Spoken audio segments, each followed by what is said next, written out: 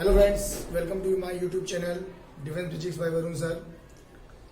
बेटा, जैसा कि हम लोगों ने आपसे कहा था कि हम स्पीड टेस्ट की सीरीज चालू कर रहे हैं, तो हम आपको सेकंड एसटी प्रोवाइड कर रहे हैं। एक्चुअल में देखिए, हमारी एसटी पहले से बनी हुई है, वो कन्वर्टेड पीडीएफ में है, तो नेम्ड पहले से। अगर हम उनका ऑर्डर चेंज करेंगे आपके सामने, कुछ इंग्लिश में कन्वर्ट है, कुछ बीच में नहीं इंग्लिश में कन्वर्ट है, तो जो ऑर्डर है वही लिख रहे हैं। तो ये मत सोचिएगा कि मतलब 1 गायब है 3 गायब है, ऐसा कुछ नहीं है। एक्चुअल में जो मुझे ज्यादा इंपॉर्टेंट लग रही है वो मैं पहले आपको प्रोवाइड कर रहा हूँ। नंबर वाइज अपनी सीरीज के अकॉर्डिंग आप कर सकते हो। ये सेकंड एसटी है, बट इसका जो स्पीड टेस्ट 004 लिखा हुआ है, इसमें आपको कोई दिक्कत नहीं होनी चाहिए क्योंकि 004 है, बट हम इसी को आपको यूट्यूब की एसटी प्रैक्टिस सेट नंबर 2 है, हम इसको इस तरीके से कहेंगे प्रैक्टिस सेट नंबर 2 है। और हमारी स्पीड टेस्ट में जो लिखा हुआ है 004, ये इसलिए कि हमको इसका इंग्लिश वर्जन हिंदी वर्जन एक साथ आपको भेजने में इजी वे में है, अदरवाइज हम कंफ्यूज हो सकते हैं। तो आप ये मत सोचिएगा, ये मुझसे ना पूछिए कि 1 की नहीं है 2 का नहीं है, ऐसा कुछ नहीं। प्रैक्टिस सेट नंबर 2 है। ओके बेटा, अब हम क्या करते हैं, चलो देखेंगे। ये हम सबसे बड़ी बात ये कर रहे हैं आपको सामने कि जो हमारी एसटी है वो हिंदी और इंग्लिश वर्जन दोनों में है बेटा। ओके, बस आपको क्या करना है, हमारे टेलीग्राम लिंक से डाउनलोड कर लेनी है। आई होप आपने ये सब डाउनलोड कर चुके होंगे, क्योंकि हमने कल एक मैसेज आपको भेजा था। आपको एसटी सोल्यूशन के पहले एक ये टेलीग्राम लिंक का मैसेज आता है, वहां से एसटी सॉल्व करने का समय भी रहता है, फिर हम सोल्यूशन अपलोड करते। टेलीग्राम चैनल हमारा है Varun sir physics, Varun sir physics 1992। इसको आप ज्वाइन जरूर कर लें सभी लोग, जिससे कि आपको हिंदी और इंग्लिश दोनों वर्जन में, हिंदी इंग्लिश वर्जन में एसटी जो है वो मिल जाए। Okay okay, in the PDF form. I hope आप लोगों ने, जिन्होंने नहीं नोट किया था, नहीं अपलोड किया, वो अब अपलोड करें। वीडियो को रोक करके पहले टेलीग्राम जाकर वहां से नोट कर ले, उसके बाद हमारा सोल्यूशन देखते हैं। ओके, तो हम अपना सोल्यूशन स्टार्ट करते हैं। ठीक है, देखते हैं हम क्वेश्चन नंबर 1। ठीक है, हम आते हैं बेटा। क्वेश्चन नंबर 1 क्या है कि एक 2 किलोग्राम मास का एक ऑब्जेक्ट है, 3 मीटर पर सेकेंड के त्वरण से, एक्सीलरेशन से गतिमान है। m2 kg दिया गया है, एक्सीलरेशन इसका दिया गया है 3 मीटर पर सेकेंड। बेटा यहाँ स्क्वायर होगा, 3 मीटर पर सेकेंड स्क्वायर के त्वरण से गतिमान है। 1 सेकेंड में प्राप्त संवेग परिवर्तन। ओके, 1 सेकेंड में प्राप्त संवेग परिवर्तन क्या होगा? t 1 सेकेंड दिया गया, इसका 1 सेकेंड में संवेग परिवर्तन आपको ज्ञात करना है। बेटा ये बहुत इंपॉर्टेंट क्वेश्चन है। अगर आपने इसका t का ध्यान दिया तो हम देखते हैं संवेग परिवर्तन, डेल्टा पी चाहिए हमको। संवेग परिवर्तन की दर नहीं बोलना, संवेग परिवर्तन बोलना है केवल। ओके, अब अगर संवेग परिवर्तन दे रहा है तो हम जानते हैं F बराबर होता है डेल्टा p/2। हमें केवल संवेग परिवर्तन चाहिए, संवेग परिवर्तन की दर नहीं चाहिए। दर चाहिए होता तो सीधे F आता। हमें संवेग परिवर्तन चाहिए तो डेल्टा पी चाहिए, तो हम लिखेंगे F × T। F × T हो जाएगा ma × T। m कितना हो गया बेटा? 2। m हो गया 2, a हो गया 3 और t हो गया 1। कितना आ गया? 6 किलोग्राम मीटर पर सेकेंड इसका आंसर आ गया। ओके बेटा, इसका आंसर हुआ 3rd नंबर। ये क्वेश्चन था। अब हम सोल्यूशन नोट कर लेंगे, इसको सारे क्वेश्चन बहुत अच्छे से नोट करेंगे। बेटा हिंदी वर्जन है ये, इंग्लिश वर्जन पीडीएफ आपकी बिल्कुल क्लियरली पीडीएफ टेलीग्राम लिंक पर है, आप उसको नोट कर सकते हैं। सोल्यूशन नोट करेंगे। क्वेश्चन नंबर 2 देखते हैं। बेटा क्वेश्चन नंबर 2 देखते हैं। क्वेश्चन नंबर 2 क्या है? बेटा देखिएगा, ये बात हम आपको बताएं कि न्यूमेरिकल एक ऐसी चीज होती है कि न्यूमेरिकल करने के लिए हमें थ्योरी जरूर आनी चाहिए। तो अगर हम केवल थ्योरी पढ़ेंगे तो हमें ज्यादा दिक्कत है। अगर जो न्यूमेरिकल पढ़ रहे हैं तो उसको समझाने के लिए मुझे आपको थ्योरी बतानी पड़ेगी, तो थ्योरी क्वेश्चन, थ्योरी कॉन्सेप्ट अपने आप डिस्कस होगा। ओके, तो ये जरूर है कि पेपर में आए चला है, लेकिन आपको पढ़ना यहाँ से जरूर पड़ता है, जिससे कि आपको वो थ्योरी, वो कॉन्सेप्ट क्लियर हो। जैसे ये कॉन्सेप्ट, ये क्वेश्चन बेस्ड है नत समतल पर। ओके, तो नत समतल का मतलब होता है जो एक ढालू सड़क होती है। एक ढालू सड़क को नत समतल बोलते हैं, जो सरकने के लिए होता है। नत समतल होगा तो उसका क्षैतिज से कोण जरूर होगा। नत समतल ये जो होता है इसको बोलते हैं नत समतल का कोण थीटा। नत समतल के उच्चतम बिंदु पर, यहां पर कोई बॉडी है, सरकने के लिए छोड़ दिया जाता है about to slip, yes it want to slip, सरकने के लिए छोड़ दिया गया। तो याद रखिएगा, नत समतल जैसे हॉरिजॉन्टल होता है तो एक्सीलरेशन ए, वर्टिकल होता है तो एक्सीलरेशन जी, लेकिन कोई कोण होता है तो इन दोनों का रिजल्टेंट निकालते हैं। ओके, यहां पर सरकने का जो एक्सीलरेशन होता है, याद कर लीजिए जी साइन थीटा होता है। ढालू सड़क जो होती है, जो एक्सीलरेशन थीटा, ये जी साइन थीटा होता है। इसका जो एक्सेलेरेशन होता है, जो ढालू सड़क का एक्सेलेरेशन होता है, वो याद रखिएगा ए बराबर जी साइन थीटा। बोला अगर यहाँ पर आपको एक्सेलेरेशन कभी भी लेना है, ये फिसलने का जो एक्सीलरेशन होगा जी साइन थीटा होगा। न समतल के निम्नतम बिंदु पर वी वेग से, जो बॉटम पर जब पहुंचा तो वी वेग, और जब स्टार्ट करेगा स्लाइड करना तो जीरो होगा, तो इक्वेशन ऑफ मोशन अप्लाई होगी। तो ये पहला केस है। लेकिन बाद में हुआ क्या, विवेक से पहुंचा जब थीटा था। लेकिन कह रहे हैं इसी का कंडीशन नंबर सेकंड हो गया कि इसी थीटा को, ये जो थीटा है इसको हम 2 थीटा कर दे, मतलब कि ये जो हॉरिजॉन्टल है इस तरीके का कर दे, इसको हमने 2 थीटा कर दिया, दुगना कर दे। यार जब 2 गुना कर दिया, इतना समतल का दुगना कर दिया जाए, तो अभी भी अगर सरकने छोड़ोगे तो यू 0 ही रहेगा। बट अब यहां पर इसका ये जो वी डैश है ये कितना होगा, अब ये 2 थीटा होगा। मतलब पहले थीटा था तो ये वी पे पहुंचता आगे, जब 2 थीटा है तो कितने पे पहुंचेगा, फाइनल वेलोसिटी देखनी है। ओके, ऐसे केसों में क्या करना है, पहले चीजों को जब क्लियर करोगे तो कैसे क्लियर करना है, आपको कभी भी ये देखना हो कि जो चेंज लेके आए हैं हम, ओके, जो चेंज लेके आए हैं वो केवल थीटा पे लेके आए। ओके, तो हम आपको एक चीज समझा रहे हैं, ये मार्कर है, ये थीटा एंगल पे रखा है। अगर हम इसको 2 थीटा कर दें तो क्या इसकी लंबाई बदली, कभी नहीं। ये अगर 10 मीटर का 10 मीटर ही रहेगा, चाहे उसको थीटा पर रखो चाहे 2 थीटा पे। वैसे अगर ये रोड, ये अगर दूरी s है, s ही रहेगी चाहे 2 थीटा पर, मतलब डिस्टेंस बदली नहीं। u 0 है, u 0 रहा, तो फाइनल वेलोसिटी का अगर इक्वेशन देखो तो फाइनल तीसरी इक्वेशन होती है u square plus 2as। u 0 हो गया तो v स्क्वायर बराबर 2as। s चेंज नहीं हो रहा है, s चेंज नहीं हो रहा है, 2 बदल नहीं सकता, s बदल नहीं सकता, मतलब v square proportional to a, direct हो गया। v square proportional to a, final velocity और a का यहाँ पे वैल्यू है g साइन थीटा। बस अब आपको अब देखो g साइन थीटा अगर आया तो g बदल नहीं सकता, साइन बदल नहीं सकता, बदलेगा केवल थीटा। तो थीटा बदलेगा तो साइन पूरा, मतलब g नहीं बदल सकता, साइन थीटा पे डिपेंड हुआ। यहां से रिलेशन केवल आया कि जो v square proportional to sine theta, बस इतना लगा देना। अब जब इतना लगाया तो आपने बस सीधे यहां से, जब इतना फॉर्मूला आपका बन गया तो बस आपको ये लगा देना v1 बटे v2 का होल स्क्वायर, क्योंकि v स्क्वायर है, और पहला साइन थीटा 1 और बाद में कितना हो गया था साइन 2 थीटा, बस आपको ये अप्लाई कर देना है। अब देखो v1 तुम्हारा ये था v से, और ये हो गया तुम्हारा v2 निकालना है इसका होल स्क्वायर। ऊपर है साइन थीटा, नीचे 2 साइन थीटा को ब्रेक करो, 2 sine theta cos theta, sine से साइन कट गया, 2 कॉस थीटा बचा। अब ध्यान दो, तो ये तुम्हारा जो स्क्वायर है इसको हटा दो, तो v बटे v2, तो ये हो गया 1 बटे 2 कॉस थीटा की पावर 1/2 रूट हो गया। अब v2 निकालो, v2 बराबर 2 कॉस थीटा की होल पावर 1/2 इंटू v। कौन सा ऑप्शन सही है, तीसरा नंबर। ये है मेन बात कि जब आप किसी स्लाइडिंग प्रोसेस में आएंगे तो फाइनल वेलोसिटी जी साइन थीटा पे डिपेंड कर रही है, एस पे डिपेंड नहीं कर रही है। इसका आंसर सीधे यहां से निकलेगा। ये मैंने आपको समझाने के लिए बताया था, वैसे तुरंत आपके दिमाग में आ जाएगा ये। इसके बाद केवल सोल्यूशन केवल 1 2 3 लाइन का है, थोड़ा समझने में समय लगेगा, बाकी कुछ नहीं। और ये हमेशा याद रखना, स्लाइडिंग वाले में आपको केवल एक इक्वेशन जो होती है, इक्वेशन ऑफ मोशन में जहां जहां ए आ रहा है वहां जी साइन थीटा करना होता है। नेक्स्ट क्वेश्चन,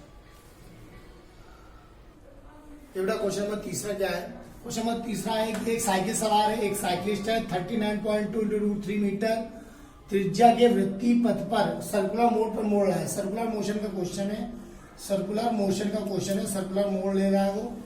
19.6 मीटर पर सेकेंड का वेग है, वेलोसिटी 19.6 मीटर पर सेकेंड की वेलोसिटी चल रहा है। जी का मान आपका दिया गया है, जी का मान 9.8 दिया गया। यहाँ कह रहा है साइकिल सवार को ऊर्ध्वाधर से किस कोण पर झुकाना हो, किस कोण पर झुके कि सुरक्षित गति हो, सुरक्षित मुड़ने के लिए। आपने पढ़ा होगा सर्कुलर मोशन में मोड़ आता है तो साइकिल सवार मुड़ता है। अगर मोड़ आ रहा है तो साइकिल सवार मोड़ रहा है तो कितने पे वो कितना झुके कि वो बिना गिरे वो मूव कर जाए, सुरक्षित गति माने बिना गिरे। तो वो जो मोड़ होता है उसका फॉर्मूला आपको पता होगा, सुरक्षित मोड़ का फॉर्मूला होता है tan थीटा बराबर v स्क्वायर अपॉन rg। ये सुरक्षित मोड़ का कॉन्सेप्ट है। अब v स्क्वायर आपको पता है कि 39.2 इंटू √3 इंटू 39.2 इंटू √3। r कितना है, सॉरी ये त्रिज्या दी गई है। वेलोसिटी आपकी 19.6 है, 19.6 39.2 इंटू √3, जी हो गया 9.8। 9.8 से इसको काट दिया, ये दोनों मिलकर के इस पूरे को काट देंगे, केवल 1/√3 बचेगा। tan थीटा बराबर 1/√3 आंसर आ गया। इसका आंसर हो गया tan थीटा बराबर 1/√3 v²/rg। इसका ऑप्शन tan थीटा बराबर 1/√3 होगा, तो इस ऑप्शन को जरा चेंज कर लेंगे। tan थीटा बराबर 1/v²r 39.2 × √3 g9.8 2 से काट दिया, ये हो गया। हाँ 1/√3 का आंसर होगा। यहाँ जो ऑप्शन आपका था 1/3 का, वो 1/√3 ऑप्शन, ये ऑप्शन 1/√3 है, सेकंड ऑप्शन। ओके, ये इसका कॉन्सेप्ट था।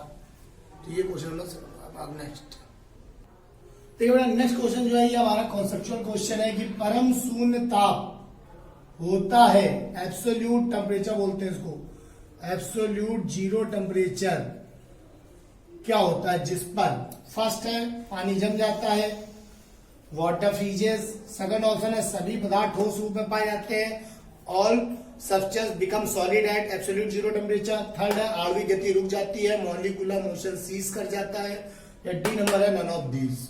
तो बेटा परम शून्य ताप एक ऐसा ताप है जिस पर आणविक गति रुक जाती है, आंसर ये एक आंसर है। और देखिए बेटा हम आपको बताने आ रहे हैं और किस पे क्वेश्चन क्या क्या, इसका तो ये आंसर है। तो एक पॉइंट तो ये हो गया परम शून्य ताप के लिए कि परम शून्य ताप के लिए में आणविक गति रुक जाती है, मॉलिक्यूलर मोशन रुक जाता है। इसी का -273 डिग्री सेल्सियस बोलते हैं इसको, और इसी पे आरएमएस चार्ज 0 हो जाती है और गैस का आयतन 0 हो जाता है। ये पॉइंट जो लोग नोट करना चाहे वो नोट कर सकते हैं, ये सब पॉइंट भी होते हैं परम शून्य ताप पर। तो यहाँ का ऑप्शन तो ये आला है, आणविक गति रुक जाती है। तो ये एक्स्ट्रा चीज है जो हमने आपको बताया, ठीक है। तो इससे हम कुछ पॉइंट जो हमारे क्लियर होते चलेंगे। थ्योरेटिकल कॉन्सेप्ट में हम 3-4 पॉइंट एक्स्ट्रा बताएंगे। अब हम आते हैं अगला क्वेश्चन देखते हैं। देखिए बेटा न्यूमेरिकल बहुत इंपॉर्टेंट होते हैं, हमने आपसे कहा क्योंकि इनके लिए हमें कॉन्सेप्ट जरूरत होती है, कॉन्सेप्ट क्लियर करने के लिए न्यूमेरिकल। तो न्यूमेरिकल्स के साथ साथ में कॉन्सेप्ट भी क्लियर होगा। जैसे इस क्वेश्चन को पढ़ते हमें याद है कि आदर्श गैस 27 डिग्री सेल्सियस में रुद्धोष्म रूप से संपीड़ित किया जाता है। रुद्धोष्म वर्ड है, रुद्धोष्म मतलब आइडियाबैटिक, आइडियाबैटिक प्रोसेस का क्वेश्चन है। टेम्परेचर T1 दे दिया है 27, इसको कन्वर्ट किया आपने तुरंत 273 जोड़ा 300 केल्विन। संपीड़ित कंप्रेस किया गया, कंप्रेस करने से वॉल्यूम कम हो गया, तो कह रहा है उसका आयतन प्रारंभिक आयतन का 8/27, मतलब जो V2 है वो V1 का 8/27 बचा, ये रिलेशन हो गया। तो कह रहा है कि ताप वृद्धि क्या होगी, डेल्टा T पूछ रहा है। डेल्टा T तब बता पाओगे जब T2 - T1 करोगे। T1 तो पता है, T2 नहीं पता, तो T2 कैसे पता करोगे, पहले T2 पता करो। अब हमको टेम्परेचर वॉल्यूम का रिलेशन आइडियाबैटिक के हिसाब से बताना है। तो आइडियाबैटिक में बेटा रिलेशन होता है टीवी की पावर गामा-1 बराबर कांस्टेंट। जो लोग नोट कर रहे हैं, मैं एक बार आइडियाबैटिक के तीनों रिलेशन नोट कर रहा हूँ, इसको भी अलग से साइड में नोट करना है। टीवी का ये होता है पीवी की पावर गामा बराबर कांस्टेंट, पी और वी का होता है, पी और टी का होता है पी की पावर 1 - गामा, टी की पावर गामा बराबर कांस्टेंट। तो बेटा ये देखिए कॉन्सेप्ट हमने क्लियर किया। अगर कभी रिलेशन आ जाए तो ये चीजें क्लियर होनी चाहिए, ओके। तो ये रिलेशन होते हैं, लेकिन इसको सभी लोग साइड में नोट करते चलेंगे जो मैं एक्स्ट्रा बता रहा हूँ। सो नोट कर लिया आपने। अब हम आते हैं, हमारा रिलेशन केवल इतना है, हमको इसके अकॉर्डिंग चलना है। इसके अकॉर्डिंग चलना है तो हम करेंगे T1 V1 की पावर गामा-1 बराबर T2 V2 की पावर गामा-1। एक तरीके से T1/T2 बराबर V2/V1 की होल पावर गामा-1। अब V2 और V1 का अगर हम सॉल्व करें तो यहां देखिएगा बेटा T1/T2, V2 हो गया 8/27, V1/V1 कट गया, गामा-1। बेटा एक बार ध्यान रखिएगा कि आदर्श गैस एक पॉलीएटॉमिक गैस होती है। पॉलीएटॉमिक गैस मानी जाती है, एयर में बहुत से एटम है, डायएटॉमिक वगैरह नहीं है, पॉलीएटॉमिक है। तो सीधे हम उसको 4/3 करते हैं, ओके। 4/3 - 1 क्योंकि गामा हो जाता है। अगर आदर्श गैस की बात करें, आदर्श गैस के लिए गामा का मान 4/3 होगा, ओके। 4/3 के अकॉर्डिंग अगर हम सॉल्व करते हैं तो 1/3 बचेगा। और एक थोड़ा दिमाग ये भी लगाते हैं कि और कोई भी वैल्यू लोगे तो 1/3 जब आएगा तभी इसका निकाल भी पाओगे, आंसर नहीं आएगा। तो ये थोड़ा सा हमारा सेंस भी होता है कि 8/27 है तो यहाँ 1/3 बचना चाहिए, उसके लिए यहाँ गामा 4/3 ही रखोगे। क्वेश्चन सॉल्व होना इंपॉर्टेंट है। V1 से V1 कट गया, 8/27, 1/3 क्यूब रूट निकालोगे 2/3 बचेगा केवल। अब T1 तुम्हारा कितना हो गया 300, तो 300/T2 बराबर 2/3, T2 बराबर 450। अब 450 आ गया। अब पहले इसका T1 से माइनस करो, उसमें 300 माइनस कर दो, तो डेल्टा टी निकालोगे जब तुम 450 माइनस 300 करोगे तो बचेगा 150। ये तुम्हारा 150 डिग्री सेल्सियस। लेकिन बेटा हमें डेल्टा टी चाहिए। ओके, हमें क्या चाहिए? डेल्टा टी चाहिए। तो जब हम इसको और जाके माइनस करेंगे तो हमारा सोल्यूशन जो है आगे प्रोवाइड हो जाएगा। ओके, तो ये एक सोल्यूशन है, इसको नोट करके आप आंसर टिक कर लीजिएगा। अब हम आते हैं इसका अगला क्वेश्चन देखते हैं। बेटा देखिए ये क्वेश्चन जो है बहुत बढ़िया क्वेश्चन है। इस क्वेश्चन का बेसिक मेथड करोगे बेटा तो ये समझ लो 5 से 7 मिनट लगेगा, और बहुत समय लगे तो बेसिक से लगा ही नहीं सकते इसको, बहुत ज्यादा टाइम लगता है इस क्वेश्चन को लगाने में। और मैं एक सॉर्टिंग दिखाऊंगा, देखते ही आप आंसर टिक कर दोगे इसका। ओके, तो इस सॉल्टिंग को समझने के लिए पहली बात तो ये मिश्रण का ताप निकालना है। एक तरीके से ये तुम्हारा कैलोरीमेट्री पे बेस्ड है, जो कैलोरीमेट्री का प्रिंसिपल होता है उस पर बेस्ड न्यूमेरिकल है। लेकिन न्यूमेरिकल में दोनों जगह पानी पानी होता तो बिल्कुल सिंपल आ जाता, बट एक्चुअल में ये एक तरफ भाप लिखा है और एक तरफ लिखा है बर्फ। एक तरफ लिखा है भाप, एक तरफ लिखा है बर्फ। ओके, तो इसका मतलब भाप एंड बर्फ का मिक्सचर, भाप एंड बर्फ का जो मिक्सचर है उसका क्वेश्चन है। तो इसके लिए हम आपको एक सॉल्टिक सिखा रहे हैं। बस उस सॉल्टिक को अगर नोट कर लिया तो बस आंसर आपका हमेशा कभी गलत नहीं होगा। बस ध्यान देना, भाप और बर्फ को मिक्स किया गया होगा जब इस सॉल्टिक को। इसका बेसिक मेथड ऐसा है बेटा कि 4 बार बोर्ड भी टानना पड़ेगा, 7-8 मिनट आपको लगेंगे, पेपर तुम्हारा निकल जाएगा इतनी देर में, छूट जाएगा पेपर एकदम। देखिए बेटा सॉल्टिंग जो हम बता रहे हैं आपको वो इसकी आंसर है टेम्परेचर मिक्सचर। जब बर्फ और भाप को मिलाया गया हो तो ये आंसर होता है। आपका हो गया आंसर कैसे? तो बेटा जो 640 है ये वाला पार्ट तुम्हारा भाप का है और ये वाला पार्ट पानी का है। अब ऐसा इसलिए है, भाप प्लस पानी का क्वेश्चन है, तो ये जो एम है ये मतलब भाप के लिए लेना है, स्टीम का लेना है एस, और ये जो है ये द्वारा वाटर के लिए, दोनों चीजें वाटर की। बस वैल्यू रख के सिखा रहा हूं मैं। 1 ग्राम भाप है तो यहां एम उठा लेना 1, तो 640 गुणे 1 प्लस, अब दोनों चीजें पानी की रखनी है। तो ये एक्चुअल में बर्फ का क्वेश्चन है। एक्चुअल में हमने आपको पानी वाला कॉन्सेप्ट दिखाया है तो आपको थोड़ा सा इरेज करना है क्योंकि ये पानी के साथ है। चलो बता दिया है तो आप साइड में नोट कर लेना, अगर कभी आगे क्वेश्चन आ जाए। ये भाप प्लस पानी का है, लेकिन मुझे चाहिए भाप और बर्फ का, ये ध्यान देना। तो ये वाला कॉन्सेप्ट ना लगाकर थोड़ा चेंज करेंगे, इसको नोट कर। देखिए लिखा है, अगर लिख गया आपके लिए बेटर है, जो होता है अच्छे के लिए होता है। ठीक है, ये लिख गया, नेक्स्ट क्वेश्चन जब कभी आए तो उसमें अप्लाई करना। अब हम बता रहे इसको इरेज कर रहे बेटा, आप नोट कर लेना, स्क्रीनशॉट ले लेना, पानी के साथ ये कॉन्सेप्ट। लेकिन यही चीज अगर बर्फ लेना है तो बर्फ के साथ क्या आएगा? तो ये देखो, बस कुछ नहीं करना है, एक्स्ट्रा कुछ नहीं करना है, यहां से हटाओ। भाप के साथ में आपको लेना है बर्फ, ये बर्फ लिखी हुई है। बर्फ के लिए क्या करना है? 640 एम, वो प्लस था यहाँ माइनस आपको करना होगा, माइनस ब्रैकेट में T-m/2 प्लस 80 एम, इन ये ब्रैकेट लगाया मैंने। ओके, ये पूरा पार्ट बर्फ का है, divide by m1 plus m2। अब देखो सोल्यूशन कैसे करोगे। अब सोल्यूशन करना है तो आपको यहां दीजिए, तो मैंने समझा दिया कि भाप का 1 लेना है, अब माइनस लगेगा। बर्फ है तो ये, अब बर्फ में देखिए कैसे वैल्यू रखते हैं। ये जो T है और M है, T माने टेम्परेचर, तो बर्फ का टेम्परेचर, तो यहाँ के बर्फ का टेम्परेचर दिया नहीं गया तो 0 रख दोगे तो पूरा टर्म 0 हो जाएगा। बर्फ का टेम्परेचर नहीं तो पूरा टर्म 0 प्लस 80, ये M होता है बर्फ का, तो 80 × 1 divide by m1 plus m2। m1 plus m2 का मतलब दोनों के मास को जोड़ लेना, भाप और बर्फ के, दोनों के बर्फ को, तो ये 1 टोटल हो गया 2 ग्राम। अब हमने सोल्यूशन किया, 640 minus 80 divide by m1 plus m2। m1 plus m2 जब हम करेंगे तो कितना 2। सॉल्व करो, आंसर क्या आएगा बेटा? इसको सॉल्व करो बेटा, कितना आंसर आएगा? तो देखिए 0, 60, 56 बटे 2 सॉल्व किया तो ग्रेटर देन, ये आंसर है 100 से ज्यादा। 100 से ज्यादा आ रहा, बस ये ध्यान दो, जब 100 से ज्यादा आंसर आने लगे तो बस आपको टिक कभी नहीं करना, 100 ही टिक करना है, ये बात ध्यान रखना। अगर आंसर 100 से ज्यादा आ रहा होगा तो कोई, ये पहले आ तो कभी मिक्सचर 100 से ज्यादा हो नहीं सकता, ये तो वैसे काट दो, ये दोनों हो सकते थे अब, लेकिन 100 से ज्यादा जाने लगे तो 100 टिक करेंगे। मिक्सचर में कॉन्सेप्ट हम आपको बता दे रहे हैं, ध्यान देना। मिक्सचर में क्या होगा? 0 से कम कभी नहीं हो सकता, 100 से ज्यादा नहीं हो सकता, ये दोनों हो नहीं सकता। मिक्सचर का आंसर 0 से 100 तक पॉसिबल है। इसको सॉल्व करने पे 100 से ज्यादा आने लगे तो 100 टिक करो, 0 से कम आने लगे तो 0 टिक कर देना। इन दोनों के जो बीच में है वो आंसर टिक करना। 0 से 100 तक ही पॉसिबल है, निगेटिव में हो नहीं सकता, 100 के ऊपर हो नहीं सकता। 100 के ऊपर आंसर आने का मतलब बस 100 टिक करना है। ओके बेटा, अब हम इसकी एक सॉल्टिक और सिखा दे रहे हैं। अगर इसी क्वेश्चन को सॉल्व करना है तो एक सॉल्टिक और है। अगर देखिए ये हमने इसलिए बताया है, इसको याद कर लोगे तो हमेशा, लेकिन कभी कभी क्या होता है हमको सोल्यूशन नहीं करना है तो बस हम क्या करते हैं, हम एक तरफ लिखते हैं भाप और एक तरफ लिखते हैं बर्फ।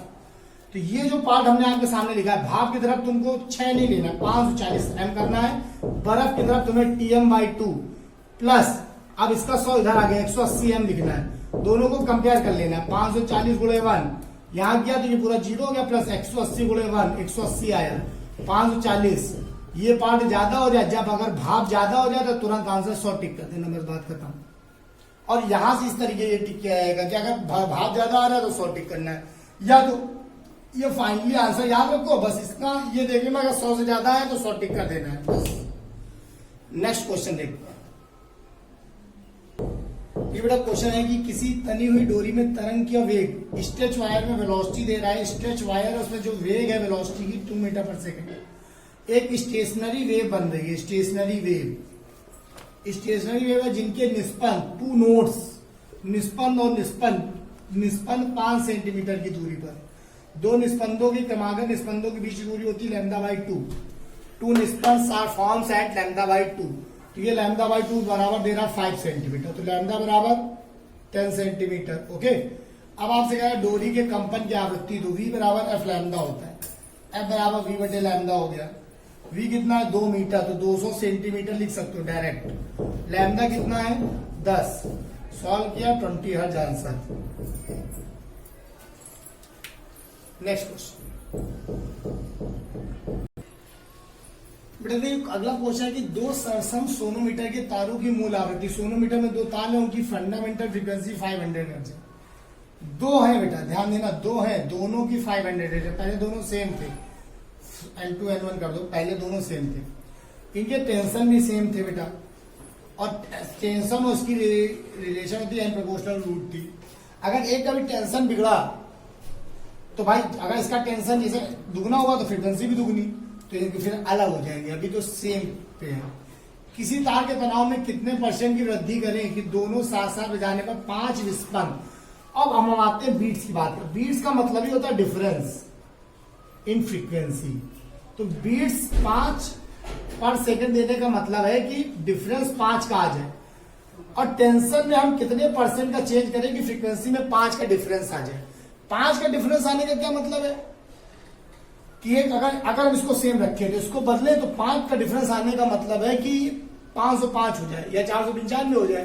लेकिन कह रहा वृद्धि, तो 505 होगी, ये बढ़ेगा तो ये बढ़ेगा, बढ़ करके 5 का डिफरेंस होना मतलब 505 हो जाना। अब 505 हुआ तो ये देखो पहले कि n का ये कितने % चेंज हुआ, परसेंटेज से परसेंटेज का सोल्यूशन कराया था मैंने, 5 का चेंज। तो यहां जो डिफरेंस है वो कितने का बेटा 5 का। अब इस 5 का डिफरेंस को ओरिजिनल वाले से कंपेयर करो, कितने % का डिफरेंस है, तो 5 500 का कितने % है, 5 500 का 1% होता है। 500 का 1% निकालो 5 आ जाएगा। 5 जो होता है 500 का 1% है, मतलब कि फ्रीक्वेंसी में 1% की वृद्धि हम चाहते हैं।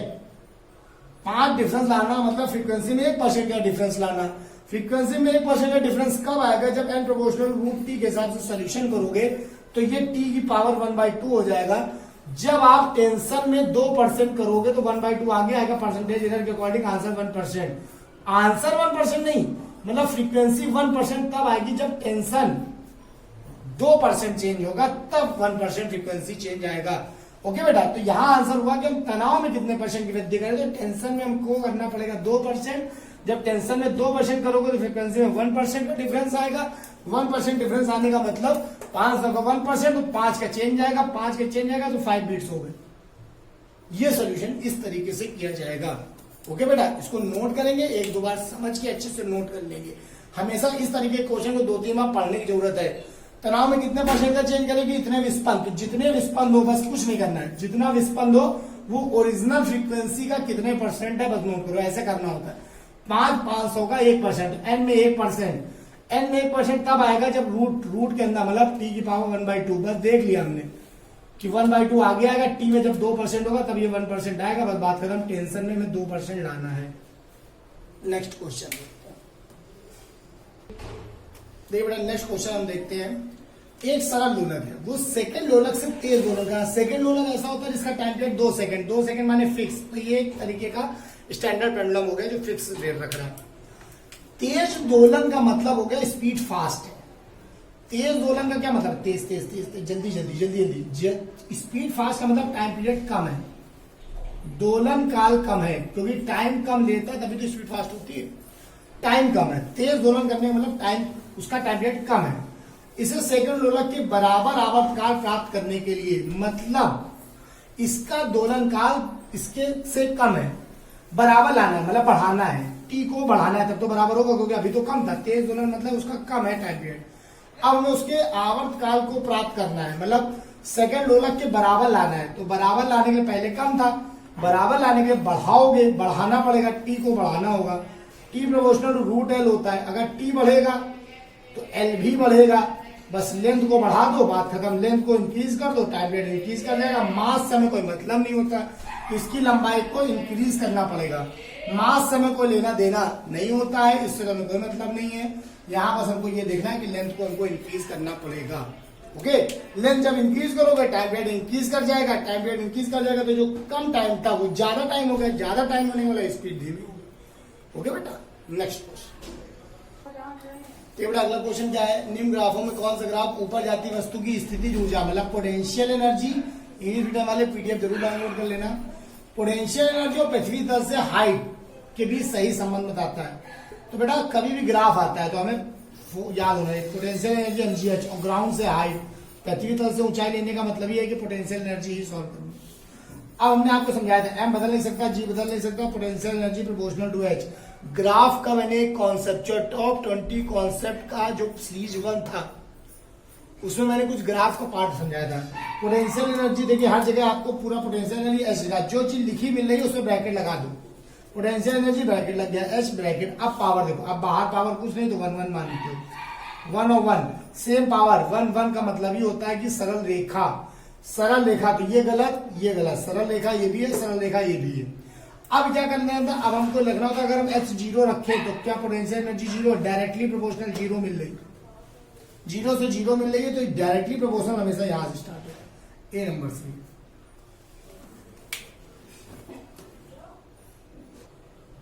देखिए मैडम नेक्स्ट क्वेश्चन भी आपका प्रिंसिपल ऑफ मिक्सचर से, वही जो मिलाने वाला कॉन्सेप्ट था, हमने आपको मिलाने वाला कॉन्सेप्ट पढ़ाया था, तो वही कॉन्सेप्ट है बेटा, इसको भी हम सॉल्व करते हैं। तो टेम्परेचर और मिक्सचर है, लेकिन यहाँ दोनों तरफ वाटर है, दोनों तरफ लिक्विड का केस है। दोनों तरफ लिक्विड के केस में आपको कुछ नहीं करना होता, टेम्परेचर और मिक्सचर आपका सॉल्यूशन हम बता दे रहे हैं। M1S1T1 plus M2S2T2 plus M3S3T3 dash dash dash divide by M1 plus M2 plus M3 dash dash dash dash. ये फॉर्मूला होता है, चाहे जितने लिक्विड मिला दिए जाए उस लिक्विड के मिक्सचर का फॉर्मूला यही होता है। अब हमको यहाँ 2 द्रव है तो 2 तक का रखना है, बस 2 द्रव जिनके ताप 20 और 40 है, दोनों तरफ समान द्रव्यमान। जब बेटा एक बात हम आपको बता दें, समान द्रव्यमान हो तो ये भी m होगा, ये भी m होगा। जब सीधे m होगा तो अगर m कॉमन ले लो, नीचे 2m हो जाएगा, एक देखो नीचे 2m हो गया, ऊपर से m कॉमन होगा तो S1T1 प्लस S2T2। अब m से m कट गया, अब S1T1 plus S2T2 by 2, S1T1 plus S2T2 by 2 है, ये है। अब हम सॉल्यूशन करते हैं, देखिए कह रहा है अंतिम ताप 32 हो जाता है, इसकी जगह आपने 32 रख लिया। अब हम सॉल्व करते हैं आगे। ओके, तो जब हम इसको सॉल्व करेंगे तो 32 दूनी 64, S1T1 मतलब 20S1 प्लस 40S2। अब हमें अनुपात चाहिए। अब बेटा हमको यहां से थोड़ी सी दिक्कत का सोल्यूशन का सामना करना पड़ेगा। अब हम S1 बटे S2 कैसे सॉल्व करें, तो बेटा इसीलिए मैंने कहा कि यार आपको अप्लाई नहीं करना है, ये मैंने इसलिए बताया क्योंकि आप लोग वहां ऐसे ही स्टार्ट कर दोगे। ठीक है बेटा, आप लोग वहां ऐसे स्टार्ट किया तो वहां ऐसे स्टार्ट करोगे तो उसके बाद में शायद डिवाइड में फंस जाओगे। तो अब मैं आपको एक नई सॉल्टिक समझा रहा हूँ, क्वेश्चन करने का तरीका समझा रहा हूँ। कभी भी 2 का कॉन्सेप्ट हो, 3 इन वाला हो तो बात एक अलग है, लेकिन कभी 2 का कॉन्सेप्ट हो तो जैसे मैं बता रहा हूँ वैसे वहां पे सोल्यूशन करोगे, आपको दिक्कत नहीं होगी। ये नहीं करना है, वहां पे हम आपको सॉल्टिक बता रहे हैं कैसे करना है, वो देखिए। जैसे 2 की बात हो तो पहला लिक्विड, लिक्विड 1, लिक्विड 2। आपने नोट किया कि M1 S1T1 M2 S2T2 note करते हो तो ऐसे नोट किया करो। टेम्परेचर और मिक्सचर वैल्यू पुट करो, M1 सेम है, बात खत्म। M1 S1 delta T, M2 S2 delta T। अब हम क्या करते हैं, ये हो गया 32, ये हो गया 20, ये हो गया 40। हमें लिक्विड पता नहीं, मास सेम है, तुरंत मास से मास कैंसिल। ये S1 हो गया, देखो बेटा S1 था, यहां से देखो डिफरेंस, ये 12 का डिफरेंस। S2 ये कितने का डिफरेंस, 32 और 40 कितने का डिफरेंस, 8 का डिफरेंस। बिल्कुल सिंपल तरीका था, S1 बटे S2 आ जाएगा। देखिए वहां फंस गए थे, यहाँ नहीं फंसे। S2 आ गया 8 बटे 12, 2 बटे 3 आया आंसर। उतने में तुरंत इसका आंसर आया। ये तरीका आप अप्लाई करोगे अनुपात वगैरह में तो बहुत जल्दी आंसर आएगा। और अधिकतर क्वेश्चनों में इसका आंसर यही लगाना है। और कभी भी आपको माइनस करना पड़े तो हमेशा ऐसे से ऐसे, कभी अगर वैल्यू निकालना हो तो एक बार इससे इसको माइनस करना, तो अगली बार इससे इसको माइनस करना, ये तरीका होता है। दोनों जगह वैल्यू पता हो तो सीधे डिफरेंस ही उठा के रख दो। Okay, next question. ये बेटा नेक्स्ट क्वेश्चन क्या है कि दो पदार्थ है, घनत्वों का अनुपात 1:3 है, रेशियो ऑफ डेंसिटी दे रहा है, रेशियो ऑफ डेंसिटी 1:3 दे रहा है, विशिष्ट ऊष्माओं का अनुपात, रेशियो ऑफ स्पेसिफिक हीट दे रहा है S1:S2 दे रहा है 3:1। समान आयतन V1 बराबर V2 दे रहा है, सेम वॉल्यूम लिया जाए, ऊष्मा धारिताओं का अनुपात क्या होगा। अब देखो ये है विशिष्ट ऊष्मा धारिता, दोनों में अंतर, विशिष्ट ऊष्मा का अनुपात क्या। अब ऊष्मा धारिता होती है C बराबर MS, मतलब M और S का गुणा होता है तब C बनती है। तो C1 अनुपात C2 चाहिए, तो C1 अनुपात C2 चाहिए, तो पहले हम वॉल्यूम की बात करते हैं, क्योंकि हमको C के लिए S पता है, M नहीं पता। तो पहले वॉल्यूम बराबर V1 बराबर V2, एक फॉर्मूला होता है मास बराबर वॉल्यूम इंटू डेंसिटी होता है। वॉल्यूम बताओगे तो मास बटे डेंसिटी आ जाएगा। वैसे इसको करो M1 बटे D1 बराबर M2 बटे D2, M1 बटे M2 बराबर D1 बटे D2 हो गया। D1 बटे D2 1:3 है, तो M1 M2 आ गया। अब अगर आप C1 बटे C2 अप्लाई करोगे तो MS के अकॉर्डिंग M1 बटे M2 इंटू S1 बटे S2, M1 बटे M2 1:3 आया, S1 बटे S2 दिया 3:1, सॉल्व किया 1:1। ये आंसर है। मोस्ट इंपॉर्टेंट क्वेश्चन, बड़ा मोस्ट इंपॉर्टेंट क्वेश्चन है, इसको नोट कर लो, ये सोल्यूशन है इसका। इससे आपको 2-3 चीजें तैयार हुई बेटा, कॉन्सेप्ट जरूर नोट करते चलेंगे। ये हो गया ऊष्मा धारिता का फॉर्मूला C बराबर MS होता है, ये क्लियर हो गया। मास बराबर वॉल्यूम इंटू डेंसिटी, ये फॉर्मूला होता है। तो ये कैसे न्यूमेरिकल अप्लाई होते हैं, बहुत जल्दी तेज सॉल्यूशन स्टार्ट होना चाहिए, माइंड बहुत क्लियर होना चाहिए, तब आपका क्वेश्चन बहुत जल्दी क्लियर होगा। और आप ये सोचो हम फॉर्मुले न्यूमेरिकल बिल्कुल ना पढ़े, तो बेटा इसका ना आपको फॉर्मुले नहीं तैयार है, फॉर्मुले नहीं तैयार है तो कॉन्सेप्ट कभी नहीं कर पाओगे। न्यूमेरिकल तैयार करने से, न्यूमेरिकल प्रैक्टिस करने से पेपर भले आप अगर न्यूमेरिकल छोड़ा जाता है, ये लोग कहते हैं न्यूमेरिकल नहीं छोड़ा जाता, न्यूमेरिकल विद हायर कैलकुलेशन छोड़ा जाता है। जिसमें लगे कैलकुलेशन बहुत ज्यादा उसको छोड़ दिया जाता है, ट्राई किए जाते हैं, कॉन्सेप्ट ट्राई किए जाते हैं।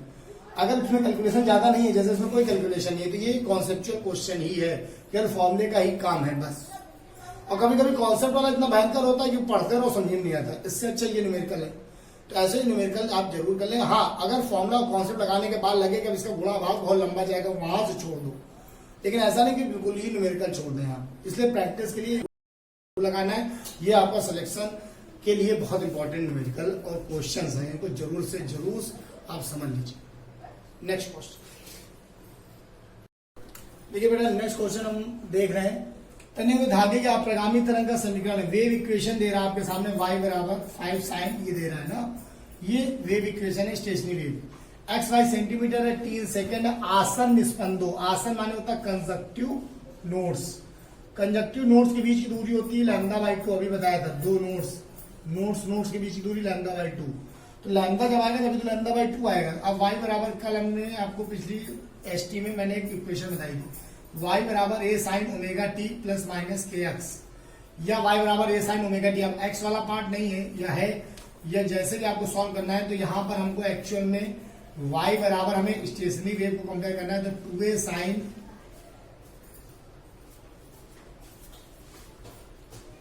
Omega t, 2a sin 2πx upon lambda cos omega t, 2a sin 2πx या kx आप कर लो और cos ओमेगा t।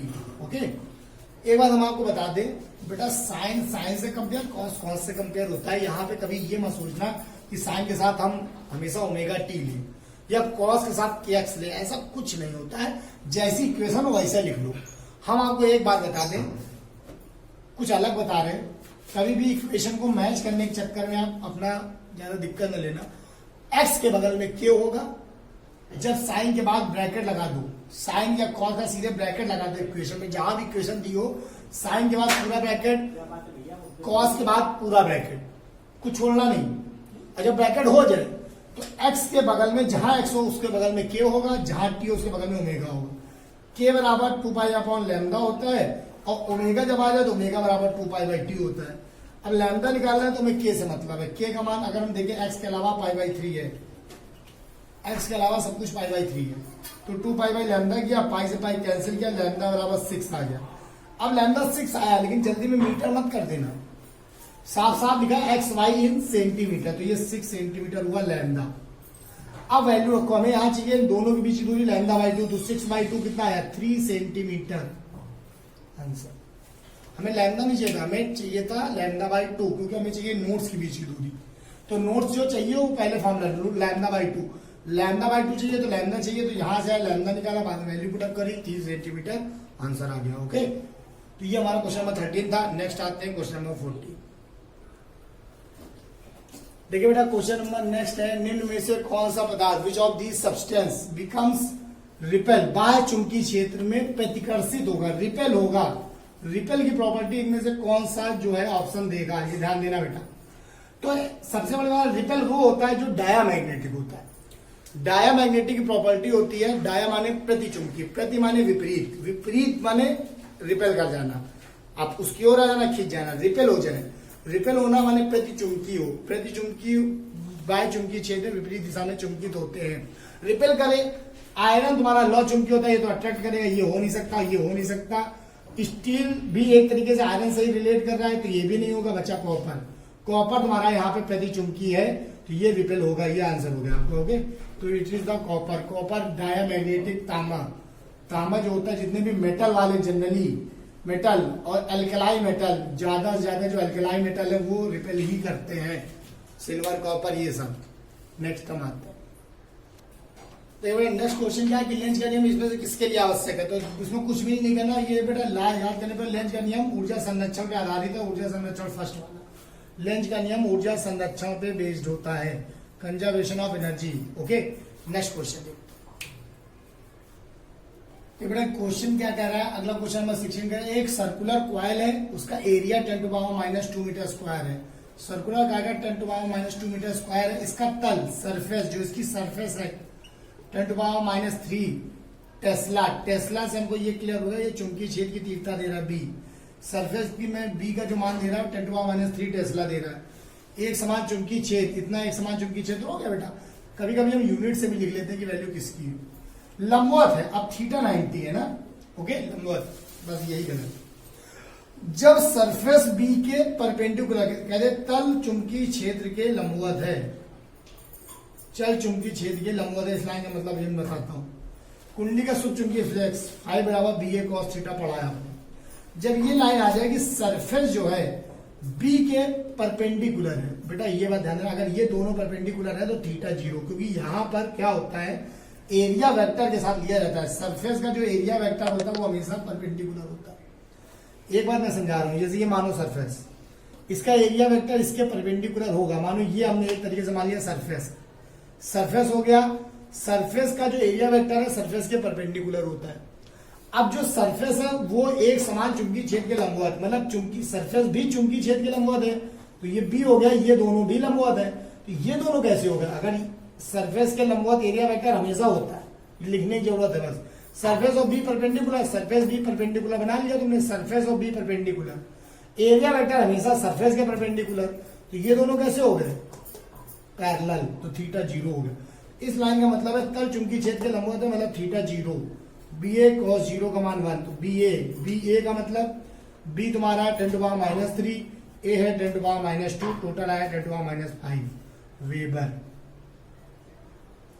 10⁻⁻5 वेबर का आंसर होगा।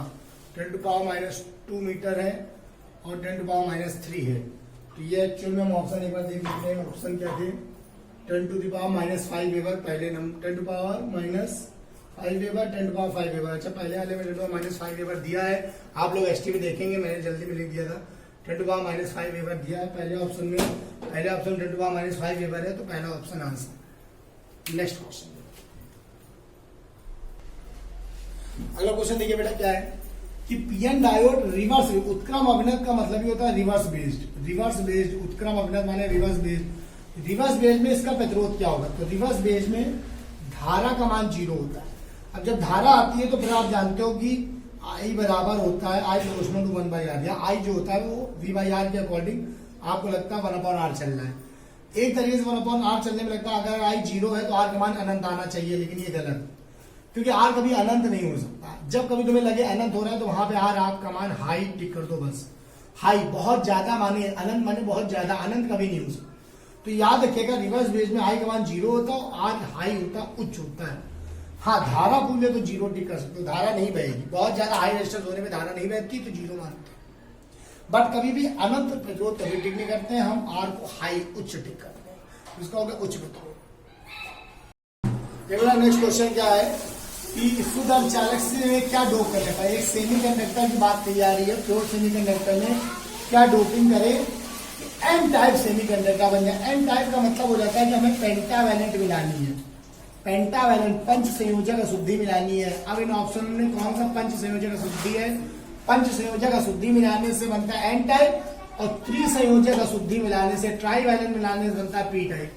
हमें बनाना है पंच संयोजक अशुद्धि से, तो बोरान थर्ड है, ये बेटा ए लिखा हुआ है, एक्चुअल में ए नहीं है, उस एसटी में भी कर लेना जो पीडीएफ वहां एल्यूमिनियम होगा, या आर्सेनिक भी पेंटावैलेंट है, नन ऑफ दीज। तो जो ए था वो ए ना होकर वहां एल्यूमिनियम है, एल्यूमिनियम टिक कर देंगे सेकंड ऑप्शन। ये क्वेश्चन आपका है सर्किट का, डिस्कस कर रहा हूं मैं, सेल के सर्किट का है। सेल का इंटरनल रेजिस्टेंस 0.1, स्मॉल आर का मान 0.1 ओम है। ईएमएफ इलेक्ट्रोमोटिव फोर्स आपको दे रहा है 2 वोल्ट। 3.9 ओम का एक्सटर्नल रेजिस्टेंस दिया गया, 3.9 ओम का एक्सटर्नल रेजिस्टेंस दिया गया है। तो सेल के स्रोत का विभवांतर क्या होगा? विभवांतर क्या होगा? एक्चुअल में फॉर्मूला आपको चाहिए विभवांतर, मतलब पोटेंशियल डिफरेंस का फॉर्मूला। अब V बराबर E प्लस आई आर हो कि माइनस आई आर हो, प्लस माइनस दोनों फॉर्मूले होते हैं। अब हमें ये देखना है, जोड़ा जाता है, तो जब जोड़ा जाएगा तो ये धारा निकलेगी, और सेल से धारा लेने पर क्या हो जाता है कि जो V होता है वो कम होता है। कम होने के लिए जब सेल से धारा लेओगे, सेल से धारा ली जा रही है, सेल वर्किंग कंडीशन में होता है E माइनस आई आर, अगर सेल चार्ज हो रहा होता है तो E plus I R.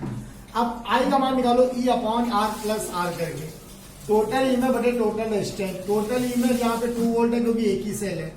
R 3.9 हो गया, ये 0.1 हो गया, 2/4 हो गया, 1/2 हो गया, 1/2 एम्पियर आ गया। यहाँ वैल्यू पुट अप करो, ई है 2 वोल्ट, ये हो गया 1/2, R हो गया 0.1, 2.0 माइनस 0.05, 1.95 वोल्ट की इसका विभवांतर आंसर आ गया।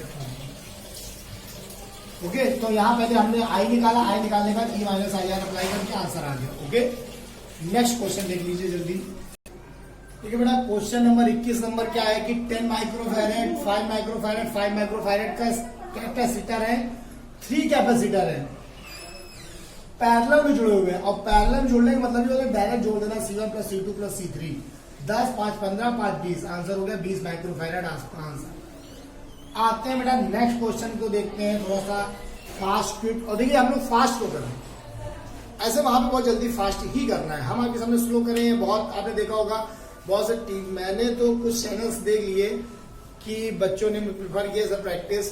कुछ चैनल्स, कुछ लोग तो ऐसे प्रैक्टिस करा रहे हैं बेटा कि आपके सामने क्वेश्चन आता है, फिर मतलब एक 1.5 घंटे में 10 क्वेश्चन की प्रैक्टिस हो रही है।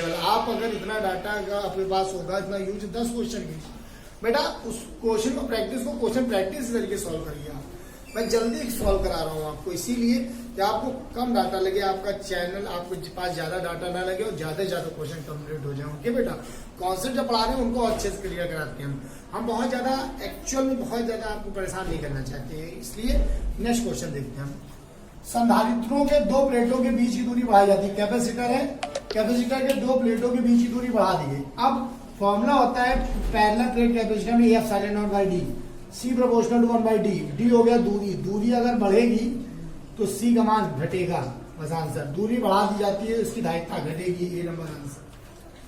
ऑप्शन क्या है? C बराबर F epsilon naught by D, C proportional to 1/d। दूरी बढ़ेगी, धारिता घटेगी। 21, 22, 23, 25। नेक्स्ट क्वेश्चन है which of these is false. False statement पता करना है। फर्स्ट स्टेटमेंट वोल्ट मीटर का रेजिस्टेंस हाई होता है। देखिए वोल्ट मीटर का रेजिस्टेंस क्या होता है, वोल्ट मीटर में प्रतिरोध होना चाहिए अनंत। हाई होता है कि नहीं होता बेटा, बोलिए। हम आपको सही कथन बता दे रहे हैं, याद देना। वोल्ट मीटर का प्रतिरोध अनंत होता है और वोल्ट मीटर पैरेलल में जोड़ते हैं। अमीटर का रेजिस्टेंस कम से कम मतलब 0 होना चाहिए। अमीटर का जितना कम हो 0 होना चाहिए और उसको सीरीज में जोड़ते हैं, तो वोल्ट मीटर का प्रतिरोध अनंत होना चाहिए, ये सही है। नेक्स्ट, अमीटर का अवरोध कम होना चाहिए, ये भी बात अभी हमने कहा। अमीटर का सीरीज कम होना चाहिए, बिल्कुल सही बात है। सही बात है, ऑप्शन नहीं सही है, ये सही स्टेटमेंट है। पर्पज में अमीटर समांतर क्रम में जोड़ते हैं, अमीटर समांतर, बस यही गलती है। अमीटर सीरीज में जोड़ा जाता है, वोल्ट मीटर समांतर जोड़ा जाता है, वोल्ट मीटर समांतर, ये भी सही। तो ये 3 पार्ट सही है, ये गलत है। मतलब हमारा आंसर कौन सा सही है, आंसर हमारा होगा तीसरा नंबर, क्योंकि गलत कथन है तीसरा नंबर। गलत ये है क्योंकि अमीटर सीरीज में जोड़ा जाता है, यहाँ अमीटर समांतर क्रम में लिखा है, तो फॉल्स स्टेटमेंट है। मोस्ट इंपॉर्टेंट क्वेश्चन है बेटा, इसको जरूर नोट करिए। देखिए बेटा क्वेश्चन नंबर नेक्स्ट है, निम्न में से कौन सी किरणें विद्युत क्षेत्र के द्वारा विक्षेपित होती है। तो ये क्वेश्चन है कि विच of these raise affected by electric and magnetic field. तो इलेक्ट्रिक और मैग्नेटिक फील्ड में अफेक्ट कौन होंगी, जिनमें चार्ज होगा। याद रखिएगा, अफेक्ट वही होंगी जिनमें चार्ज होगा। तो एक्स रे में चार्ज होगा नहीं, क्योंकि इलेक्ट्रोमैग्नेटिक होती है। गामा रे में भी नो उदासीन होती है, इनमें भी कोई चार्ज नहीं होता, ये भी इलेक्ट्रोमैग्नेटिक होती है। न्यूट्रॉन ये भी उदासीन होता है। तो जिनमें चार्ज नहीं है वो कभी इफेक्ट नहीं होंगी, तो इफेक्ट होंगी अल्फा काल, ये पॉजिटिव चार्ज की वजह से निगेटिव प्लेट की ओर मुड़ेंगी। ये इफेक्ट भी मैंने बता दिया। इफेक्ट कौन होगा, अल्फा का इफेक्ट होगा। बाकी ये तीनों इफेक्ट नहीं होंगे। क्यों नहीं होंगे, क्योंकि इनमें तीनों में एक कॉमन चीज है कि उदासीन है। न्यूट्रल वाली चीजें कभी इफेक्ट नहीं होंगी। नेक्स्ट, क्रिस्टल की आंतरिक संरचना। आंतरिक माने हड्डी, जैसे आंतरिक, भैया तुम्हारा आंतरिक पार्ट, हड्डी का ढांचा, कंकाल कैसे दिखता है, वैसे क्रिस्टल की आंतरिक संरचना का अध्ययन। तो अंदर आंतरिक माने होता है अंदर की ढांचे का अध्ययन किसके द्वारा होता है, एक्सरे के द्वारा। बस बात खत्म। मोस्ट इंपॉर्टेंट क्वेश्चन थे बेटा, इनको जरूर नोट कर लेना। गारंटी है कि पेपर में आपको मेरे प्रैक्टिस सेट से क्वेश्चन 100% आते हैं। ऑफलाइन बच्चों का एसटी बैच मैंने आपके सामने अपलोड किया है बेटा। मैं एसटी बैच अगर अपने काका देव बैच में अनाउंस करता हूं, तो अनाउंसमेंट के 3 डेज के अंदर वहां पे 1000 बच्चा एडमिशन ले लेता है। और ये लड़के, कुछ लड़के सोचते हैं कि सर वीडियो में बता रहे हैं कैसे क्या है, जो मुझे जानते हैं उनके लिए, जो नए जुड़े, जो मुझसे आज तक कभी मिले नहीं ऑफलाइन, ऑनलाइन से ही समझ जाए, उसके लिए मैंने एसटी बैच को अपलोड किया हुआ है। एक बार एसटी बैच के बारे में वीडियो केवल देखिएगा। 1000 स्टूडेंट अनाउंसमेंट अगर मैंने आज के दिन पे अनाउंसमेंट करी है, विद इन 3 डेज वहां पे 1000 बच्चों का एडमिशन होता है। और 3 डेज के अंदर वो ओवरफ्लो हो जाता है और बैच बंद हो जाता है। केवल एसटी बैच 1 मंथ में कुछ प्रैक्टिस, कुछ लड़के केवल एसटी बैच को ज्वाइन करके सिलेक्शन पाते हैं। केवल वो एसटीज मैं आपके लिए लेके आया हूँ जो इनसे 100% आप पास हो जाएंगे। केवल इनको फॉलो करते चले आइए, इनके क्वेश्चन एक जगह नोट करते चले आइए। गारंटी है कि अगर आपने 25 से 30 एसटी भी अगर पेपर तक कर ली, पास होने की गारंटी है एसटी के साथ में। ओके, और सभी लोग मेरे टेलीग्राम लिंक से हिंदी इंग्लिश दोनों में पीडीएफ रहेंगी, दोनों को सेव करके इस एसटी का सोल्यूशन देखिए और सॉरी, सारे क्वेश्चनों को नोट करिए, प्रैक्टिस करिए बार बार, और इस बार का सिलेक्शन आपके लिए श्योर हो जाए बेटा, ये मेरा प्रयास होगा। नेक्स्ट कॉन्सेप्चुअल वीडियो के साथ हम अगले वीडियो में मिलेंगे, तब तक के लिए जय हिंद।